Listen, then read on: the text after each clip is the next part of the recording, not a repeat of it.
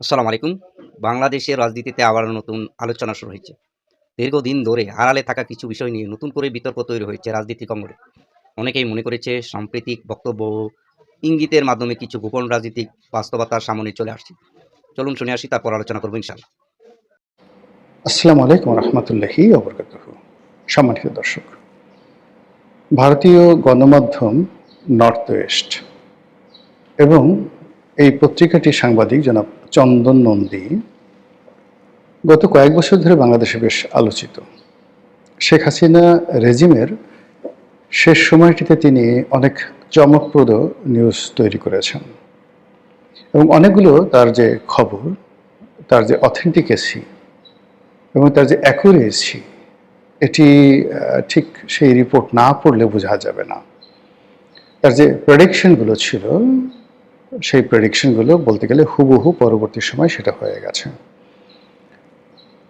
Normally ভারতের যারা সাংবাদিক বা সংবাদপত্র, তারা বেশিরভাগ ক্ষেত্রে প্রো ইন্ডিয়ান হয়। তো সেই অর্থে চন্দন নন্দী কিংবা তার যে নর্থ ইস্ট যে সংবাদ সংস্থা বা নিউজ পোর্টাল, এটি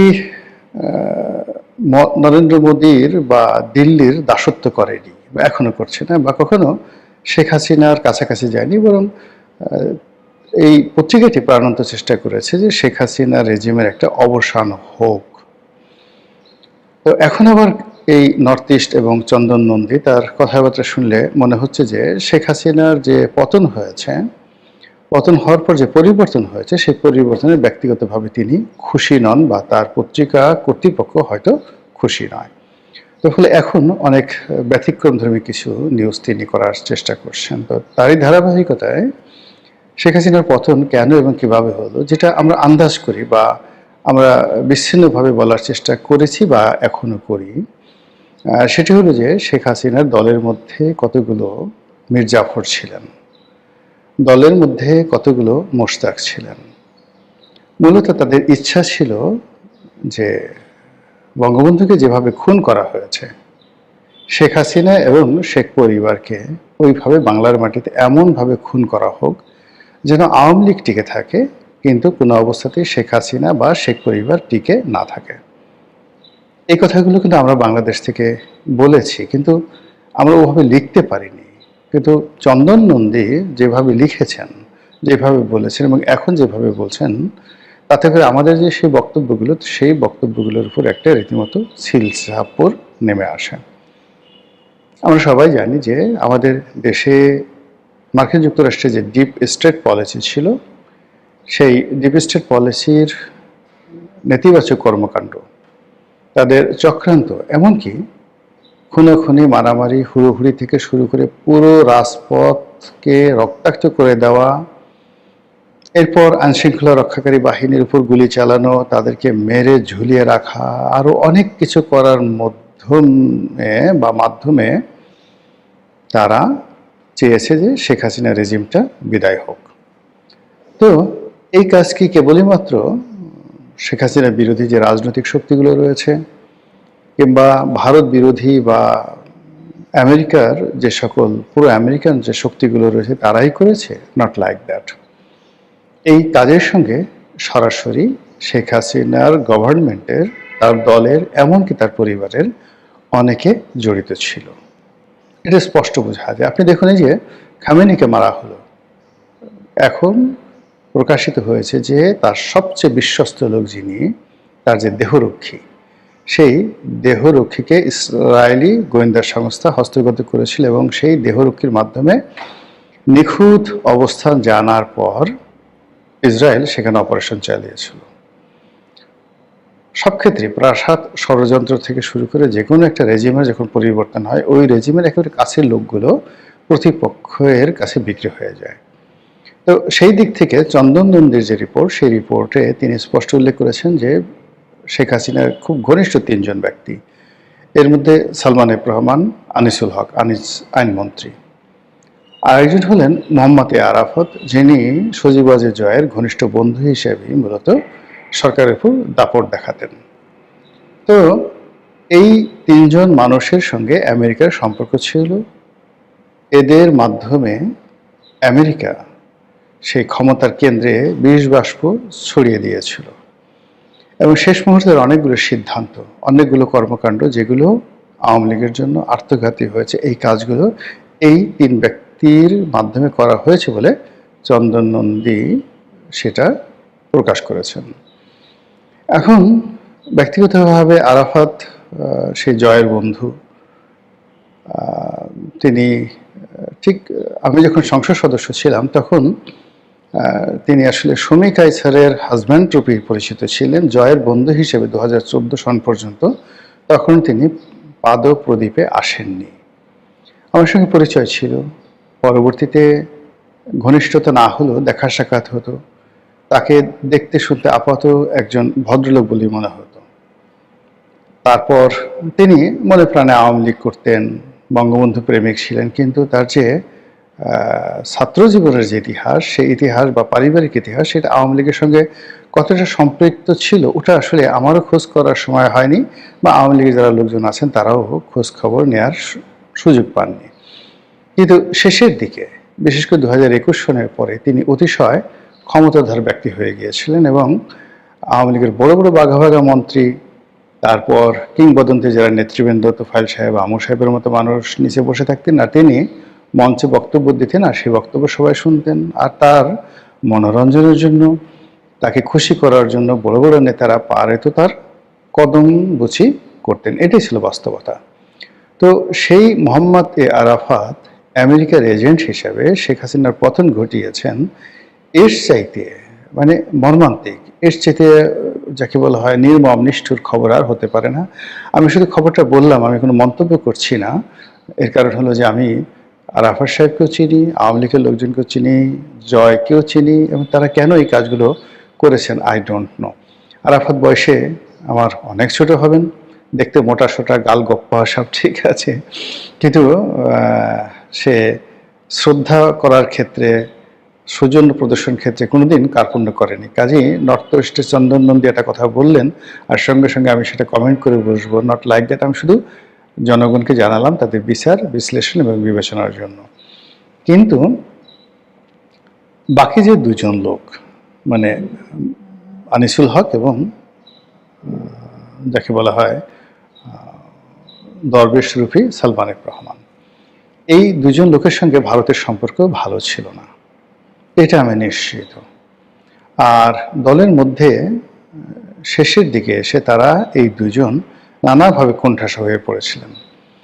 বিশেষ করে ব্যবসায়িক যে জগৎ, যেটা সালমান এফ রহমানের যাকে বলা হয় মূল ইন্টারেস্টের পার্ট ছিল, তিনি টাকা রোজগার করতে চাইতেন, ব্যবসা করতে চাইতেন, টাকা মারতে চাইতেন, রাষ্ট্রশক্তিকে ব্যবহার করে তিনি অর্থ উপার্জন করতে চাইতেন।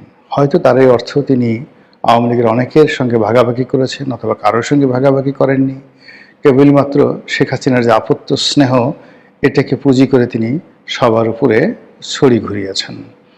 হতে পারে, আবার এমনও হতে পারে যে তিনি যা উপার্জন করেছেন তা ভাগে যুগে সবাইকে দিয়েছেন। আমরা আইনমন্ত্রী আনিসুল হকের সঙ্গে তার একটি যে টেলিফোন সংলাপ, সেখানে বলতে শুনেছি যে এই প্রজেক্টটি, তিনি আনিসুল হকে বলছেন যে এই প্রজেক্টটি পাশ করে দেওয়ার জন্য, এর কারণ হলো এই প্রজেক্টটি সজীব ওয়াজেদ জয়ের। তো এটা যাকে বলা প্রকাশিত হওয়ার পর আওয়ামী লীগ জামানাতে প্রকাশিত হয়েছে, কিন্তু তার বিরুদ্ধে কোনো অ্যাকশন নেওয়া হয়নি। সজীব ওয়াজেদ জয়ের সম্পর্কে একটা টুশব্দ করার কারণে দেখা গেল ইতিপূর্বে লতিফ সিদ্দিকের মতো কিংবদন্তি রাজনৈতিক নেতার চাকরি চলে গেছে, মন্ত্রিত্ব চলে গেছে, পদপদবি চলে গেছে এবং তাকে জেলে যেতে হয়েছে। কিন্তু সেই তুলনায় যখন সালমান এফ রহমান সাহেবের মুখ দিয়ে এরকম সজীব ওয়াজেদ জয়ের নাম এলো, সালমান এফ রহমানের কিছুই হলো না। ইট মিনস তার পাওয়ার সজীব ওয়াজেদ জয়ের চেয়ে বেশি, তার পাওয়ার এবং গুরুত্ব দলের মধ্যে লতিফ সিদ্দিকের চেয়ে বেশি, এবং তিনি তার সেই কর্ম করার জন্য সঙ্গী হিসেবে আরেকজন খুব গুরুত্বপূর্ণ আইন, বিচার এবং সংসদ বিষয়ক মন্ত্রী আনিসুল হককে তিনি তার দলে ভিড়িয়েছিলেন।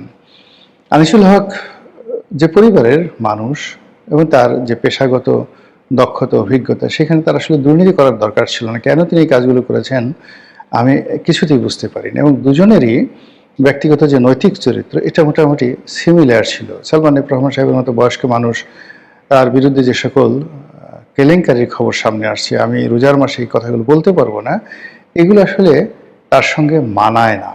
তো যেটা বলছিলাম যে সালমান এফ রহমান সাহেব একটা ভালো পরিবার থেকে এসেছেন, তার বাবা পাকিস্তান সেন্ট্রাল গভর্নমেন্টের মিনিস্টার ছিলেন, মুসলিম লীগ করতেন, কিন্তু তার শেখ হাসিনার কাছাকাছি যাওয়ার সবচেয়ে বড় অস্ত্র ছিল তিনি শেখ কামালের খুব ঘনিষ্ঠ বন্ধু ছিলেন। এবং শেখ হাসিনার যত দুর্বলতা রয়েছে সেই দুর্বলতার মধ্যে প্রধানতম দুর্বলতা হলো তিনি তার ভাই বোন আত্মীয় স্বজনের প্রতি একেবারে অন্ধ।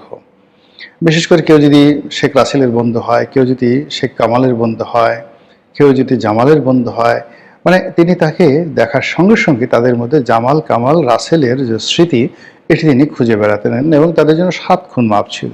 সালমান এফ রহমান নয়, অন্যান্য যারা জামাল কামালের বন্ধু হিসেবে শেখ হাসিনার কাছে গেছেন তাদের জন্য তিনি 7 খুন মাপ করে দিয়েছেন। এটা হলো বাস্তবতা। তো সেই সুযোগ নিয়ে জনাব সালমান এফ রহমান এই কাজগুলো করতে পারেন অথবা নাও করতে পারেন। তো এনিওয়ে, কিন্তু ইনি দলের মধ্যে খুবই প্রভাবশালী ব্যক্তি ছিলেন। আর অন্যদিকে এস আলম ব্যবসায়িক দিক থেকে সালমান এফ রহমানকে এতটা চ্যালেঞ্জের মুখে ফেলে দিচ্ছিলেন যে সালমান এফ রহমান সাহেব আসলে এস আলমকে নিয়ে ভীষণ রকম টেনশনে ছিলেন। তিনি পেরে উঠছিলেন না। ব্যবসা বাণিজ্য, রাষ্ট্রীয় বড় বড় যে ব্যবসা বাণিজ্যগুলো, সেখানে সালমান এফ রহমান সাহেবকে টেক্কা দিয়ে এস আলম এগিয়ে যাচ্ছেন। এবং তার যে মেধা, এস আলমের যে মেধা, তার যে যোগ্যতা, তার যে ক্যারিশমা, তার যে কানেক্টিভিটি, আমার কাছে মনে হচ্ছে স্টিল নাও এখনো পর্যন্ত ওটি সালমান এফ রহমানের চাইতে অনেক অনেক ধীর স্থির এবং দক্ষতা সমৃদ্ধ। সালমান অনেকটা গোয়ার গোবিন্দ টাইপের মানুষ ছিলেন বলে আমার কাছে মনে হচ্ছে। তো সেই সালমান এফ রহমান সাহেবের সঙ্গে পাকিস্তানের একটা সম্পর্ক ছিল, সেই সালমান এফ রহমানের সঙ্গে চীনের সম্পর্ক ছিল এবং আমেরিকারও একটা ভালো সম্পর্ক ছিল। আপনাদের মনে আছে যে মার্কিন রাষ্ট্রদূত, তারপর দক্ষিণ এশিয়া বিষয়ক যে মন্ত্রী, উপমন্ত্রী ডোনাল্ড লু, যিনি কিনা এই সাউথ ইস্ট এশিয়ার যে 3টি রাষ্ট্র, বাংলাদেশ, শ্রীলঙ্কা, 4টি রাষ্ট্র, বাংলাদেশ, শ্রীলঙ্কা, নেপাল এবং পাকিস্তান, এখানকার রেজিম চেঞ্জে রীতিমতো কিংবদন্তির ভূমিকা পালন করেছেন। এবং সেই মানুষটি সরাসরি সরকারের কারোর সাথে যোগাযোগ না করে তিনি যোগাযোগ করতেন সালমান এফ রহমান সাহেবের সঙ্গে এবং সালমান এফ রহমান সাহেবের বাসায় যেতেন, অফিসে যেতেন।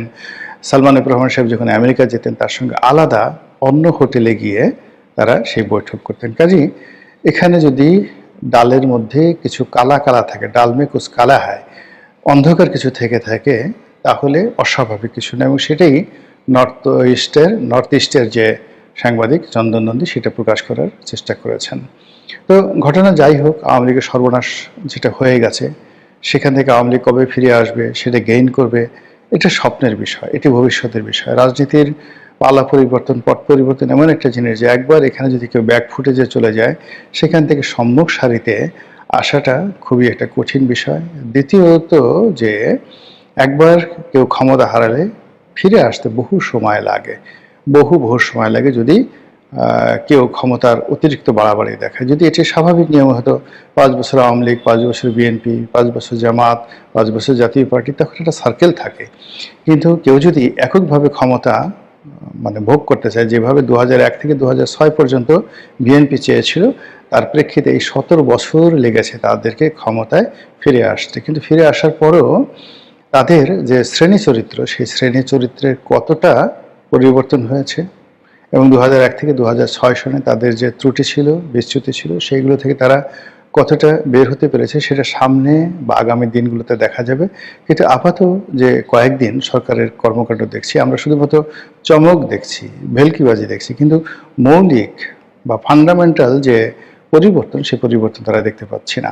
তো সেই অর্থে আওয়ামী লীগ যেমন 15ই আগস্টে তাদের পতনের পরে যখন 1996 সালে তারা ক্ষমতা এসেছিল, তাদের মধ্যে কিছু মৌলিক পরিবর্তন দেখা দিয়েছিল এবং সেই পরিবর্তনের কারণে কিন্তু তারা খুব ভালো করেছিল। আবার 2008 সনের নির্বাচনে তারা যখন এসেছিল, ঠিক ওই আসার সময়টাতে তারা ভালো করতে পারেনি। এর কারণ হলো যে এটা একটা নেগোসিয়েশন করে তারা ক্ষমতায় এসেছিল, এটা মোটামুটি স্পষ্ট। সেনাবাহিনী, ভারত, তারা সবাই চেয়েছিল যে আওয়ামী লীগ ক্ষমতায় আসুক। ফলে কী হলো, তারা স্বৈরাচার হয়ে গিয়েছিল, ফ্যাসিস্ট হয়ে গিয়েছিল। এবং একই কিন্তু এখন তারেক রহমান সাহেবের জন্য সেই চ্যালেঞ্জ। সবাই দশমুখে বলছে যে তারেক রহমান সাহেব যেবার ক্ষমতায় এসছেন, এটি মূলত মার্কিন যুক্তরাষ্ট্রের গ্রিন সিগন্যাল, ভারতের গ্রিন সিগন্যাল, জামাতের সঙ্গে একটি সমঝোতা, এনসিপির সঙ্গে একটি সমঝোতা, এইগুলো করে আসছে। এখন ক্ষমতায় বসার পরপরই সেই সমঝোতাগুলো তিনি যদি সম্মান করেন তখন এক ধরনের ইতিহাস হবে, আর যদি সমঝোতাগুলো তিনি ভুলে গিয়ে তার মতো করে আচরণ করেন তাহলে 2001 থেকে 2006 যে ইতিহাস রচিত হয়েছিল ঠিক একই ইতিহাস সেখানে রচিত হবে। তো যেটা বলছিলাম যে আওয়ামী লীগ এখন তাদের এই দুঃসময়গুলোতে যদি তারা তাদের কৃতকর্মের জন্য অনুশোচনা করে, তাদের ভুলগুলো যেটা হয়েছে সেই ভুলগুলো থেকে বের হয়ে আসার চেষ্টা করে, এবং তাদের মধ্যে যারা ত্যাগী ভালো মানুষ কাজকর্ম করতে পারে তাদের মাধ্যমে যদি দলকে আবার পুনর্গঠিত করার চেষ্টা করে তাহলে হয়তো যে ক্ষতির সম্ভাবনা আমরা দেখছি সেই ক্ষতি কিছুটা হলেও কমতে পারে। মহান আল্লাহ আমাদের সবাইকে হেদায়েত দান করুন এবং হেফাজত করুন। আসসালামু আলাইকুম ওয়া রাহমাতুল্লাহি ওয়া বারাকাতুহু। প্রিয় দর্শক, শুনতে পাচ্ছেন এই আলোচনার কেন্দ্র রয়েছে তার সাম্প্রতিক বক্তব্য, রাজনৈতিক কথাবার্তা ঘিরে বিভিন্ন মহলে তৈরি হয়েছে নানা ব্যাখ্যা ও বিশ্লেষণ। একই সাথে আলোচনায় রয়েছে ভবিষ্যৎ কৌশল, রাজনৈতিক অবস্থা এবং সম্ভাবনা পদক্ষেপ। রাজনৈতিক বিশ্লেষকদের মতে বাংলাদেশের রাজনীতিতে অনেক সময় আড়ালে থাকা তথ্য প্রকাশ পাওয়া বড় পরিবর্তনের সূচনা করে মনে করেন। আর এই পূর্বে আলোচনা করা হয়েছে দীর্ঘদিন আড়ালে থাকা রাজনৈতিক তথ্য, শেখ হাসিনার সাম্প্রতিক বক্তব্য, আওয়ামী লীগের সম্ভাবনা কৌশল। প্রিয় দর্শক, ক্ষমতা ভারসাম্য পরিবর্তন ইঙ্গিত সামনে আসছে বাংলাদেশের রাজনীতি। প্রিয় দর্শক, ভিডিওটি যদি ভালো লাগে লাইক কমেন্ট শেয়ার করে পাশে থাকবেন। আল্লাহ হাফিজ।